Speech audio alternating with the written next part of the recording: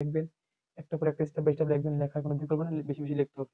আচ্ছা, এই যে ওয়ার্ড আমরা কয় লাইন শিখলাম, আপনি এখন আজকে 2 লাইন, এর আগে শিখছিলাম 3 লাইন, মোট 5 লাইন, মানে 5 3 5 15 না 5 5 25, আজকে 5 লাইন, এক লাইনে 5টা করে 25টা অক্ষর শিখছি। 25টা অক্ষরে মিলে এইটা ওইটা অক্ষরে অক্ষরে মিলে যে ওয়ার্ড গুলো হয়, ওয়ার্ড গুলো পাশাপাশি শেখা দরকার। আপনি যদি প্রতিদিনের প্রতিদিন শিখে ফেলেন, তাহলে আপনার কাছে কোনো সমস্যাই নাই নাট বা জেএলবি পাস করা, ঠিক আছে?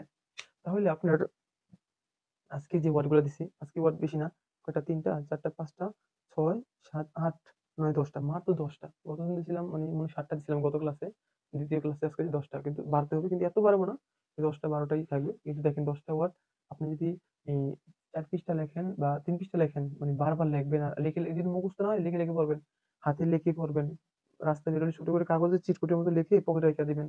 যদি বিজনেস কার্ড থাকে না, বিজনেস কার্ডের মতো উল্টে দেখবেন, আবার পকেটে ফেলায় রাখবেন, কেউ জানি বুঝতে পারবেন আপনি যে পড়তেছেন না, কথা বলতেছেন না, হাঁটতেছেন না, খেলতেছেন।